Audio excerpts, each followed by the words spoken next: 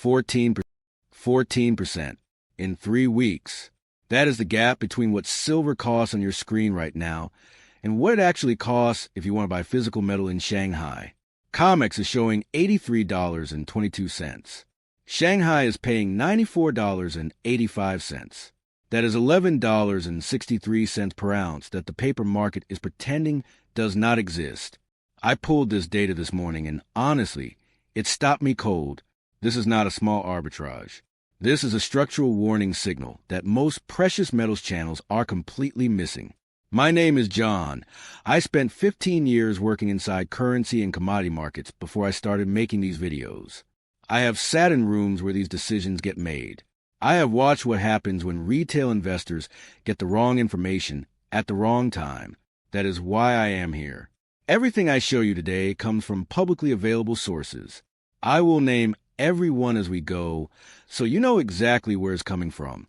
By the end of this video, you will understand why the spot price you are watching is no longer the full story. You will see exactly what is causing this 14% gap, and you will know what to do about it if you are sitting on physical silver right now. Let me start with what is actually happening in the markets this week. Silver is sitting at $83.22 as of this morning. 3 weeks ago, it was at $79. If you are holding silver, you felt every dollar of that move. But here is what the price action is telling us right now. And this is critical. That $83 number is only telling you half the story. The Shanghai Gold Exchange is trading physical silver at $94.85. That is 14% higher. Now, before you think this is some weird Shanghai thing that does not matter, let me show you why this gap actually matters to you sitting at home in the US or UK. This premium is acting like a vacuum cleaner. It is pulling physical metal out of London and New York vaults at speeds we have not seen in years. Bullion banks are looking at this and thinking, I can buy at COMEX for $83, ship it to Shanghai, and sell it for $94.85. That is an immediate $11.63 profit per ounce before shipping costs even come into play. When profit margins at FAT show up in any market, the metal moves toward the higher price. That means your physical silver, the stuff actually sitting in registered vaults, is being incentivized to leave Western markets and flow east. This is not theoretical. This is happening right nowhere is where it gets interesting. And I want you to drop in the comments if you're seeing this at your local dealer. Are you seeing elevated premiums where you buy physical silver? Is the dealer asking more over spot than they were 2 weeks ago? The comments section here becomes a real-time sentiment tracker, and I read every single one. Because what the Shanghai premium is telling us is that the paper market and the physical market are finally starting to separate. Think of it like this. Imagine you are renting an apartment.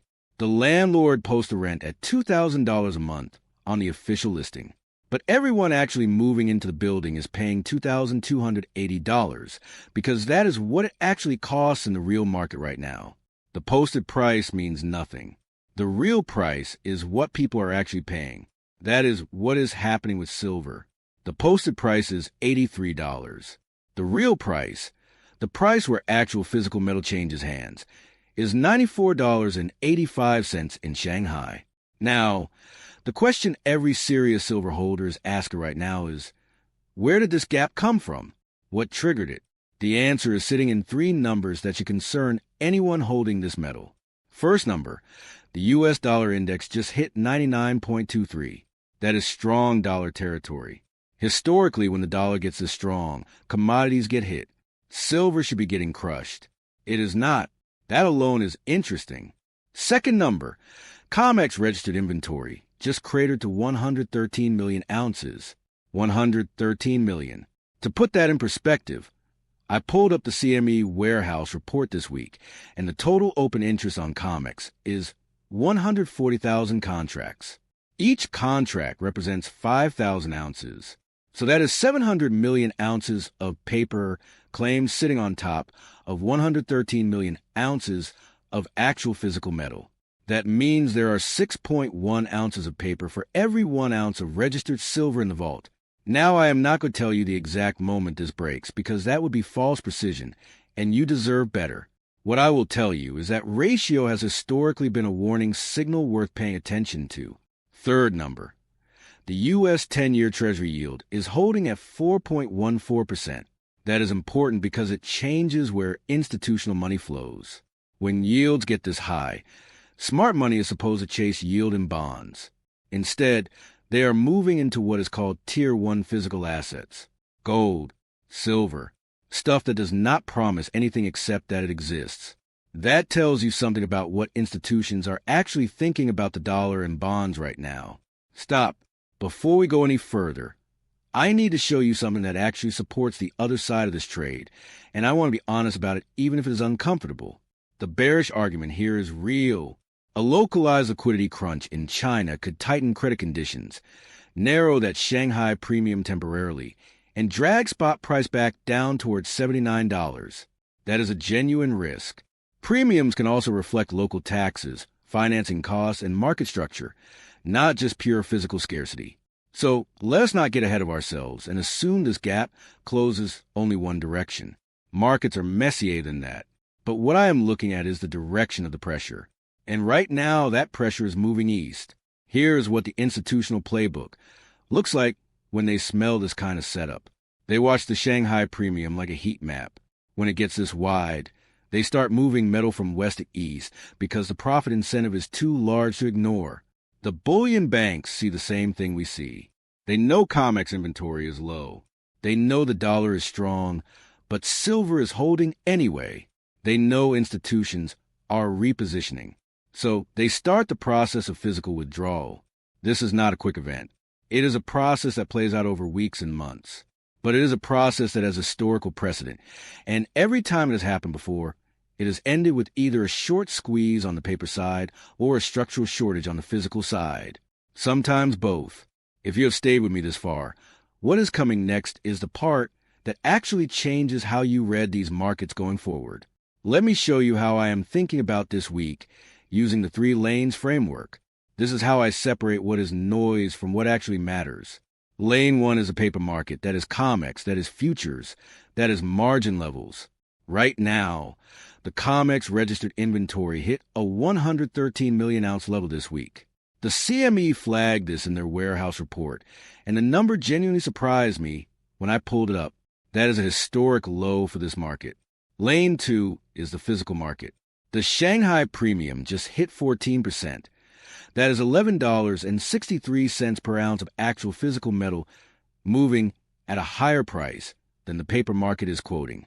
The Silver Institute has been tracking premiums for years, and this width is not normal. Lane 3 is macro. The U.S. 10-year yield is holding at 4.14%. The dollar is strong at 99.23 on the DXY, but institutions are moving away from bonds and into physical assets anyway. In 15 years watching currency and commodity markets, the times I've seen all 3 lanes align in the same direction, even briefly, have historically been some of the most significant moments in these markets. I am not saying we are there today. I am saying it is worth knowing what to watch for. When the paper lane is showing historic low inventory while the physical lane is showing a 14% premium and macro is pointing toward institutions repositioning out of yield, the historical pattern has been either a squeeze or structural repricing. That is a framework, not a forecast. You decide what to do with it. Now, let me bring in the geopolitical layer, because this matters more than most people realize. China is absorbing physical metal at record speeds. The Shanghai premium is not an accident. It is a signal that demand in the East is outstripping supply at the current Western price. This is not a quick flip. The dollarization is a decade-long structural process. It is not a Tuesday event, but the direction of travel is visible and documented. When central banks reposition reserves, when institutions move into physical assets, when Asian markets start paying premiums that Western markets cannot match, that is a direction of travel showing up in real time. The Bank of England has been watching these flows too. UK investors holding physical silver right now are in the exact same position as US holders. The arbitrage is happening whether you are in London or New York. The metal moves toward the higher price. That is just physics. Industrial demand for silver is another layer most people skip over. Silver is not like oil where you can watch it burning. It is hidden inside electronics, connectors, solar panels, medical devices. It is everywhere, and it is rarely recycled perfectly because it is dispersed in tiny amounts across massive industries. The AI hardware build-out alone is going to require staggering amounts of silver over the next 5 years. Solar installations in the UK and US are accelerating. Medical device manufacturing is not slowing down. I am not going to give you a precise ounce per megawatt figure because that would be false precision, and you deserve better. What the data shows is the direction of demand, and that direction has not reversed. If anything, it is accelerating. Here is the one thing I am personally watching this week. One thing. I am watching whether COMEX delivery notices exceed 50 million ounces in a single month. That is a number that historically triggers a short squeeze response. If that threshold gets crossed, you will see paper price movement that finally starts to reflect the physical reality. If it does not get crossed, then the arbitrage continues quietly and metal keeps flowing east without the dramatic price action. The data released to watch is the CME warehouse report every single Friday. That is where I will be checking first thing. This is my one call for the week. John, FX Insider, on record. I will be back next video to tell you exactly what happened. No edits, no excuses. That is the only way this works. Now here's where I want to be completely straight with you, because this is where most channels pick a side and run with it. I am not doing that today. The bullish case is real. If COMEX delivery notices spike, if institutions continue repositioning into physical, if that Shanghai premium stays elevated, you could see silver move toward $110 relatively quickly. The paper market will eventually have to catch up to physical reality. That is how markets work. But the bearish case is equally real right now. A localized liquidity crunch in China could temporarily narrow that premium, bring spot price back towards $79, and trigger some forced selling from traders holding long positions. Both scenarios are genuinely possible. Your job is not to pick one and emotionally commit to it. Your job is to watch which conditions are actually developing in real time. The market will tell you. You just have to be watching. Before we close, the disclaimer you need to hear, and I mean it. Everything in this video is educational content based on publicly available information. Currency Insider does not provide financial advice, investment advice, tax advice, or legal advice. Nothing here should be construed as a recommendation to buy, sell, or hold any asset. Past market behavior is not a guarantee of future results. Always consult a qualified financial professional before making investment decisions. If you got value from this today, the like button takes 1 second, and it genuinely helps this channel reach people who are trying to navigate these markets without all the noise. Hit it now. I want to ask you 2 things, and I genuinely want your answers, not just a thumbs up. First, are you seeing elevated premiums at your local dealer right now, or has it normalized? Second, if you are holding silver, are you thinking about this as a medium-term hold, or are you watching for a specific exit point? Drop both answers below.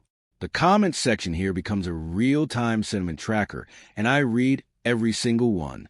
Subscribe because next week we are going into COMEX delivery patterns, and I will show you exactly how to read the CME warehouse report. That is a skill worth having. And if someone in your life is watching their stack right now and feeling confused about what is happening with silver in Shanghai, share this with them. That is the whole point of this channel. This is Currency Insider. Know the market. Protect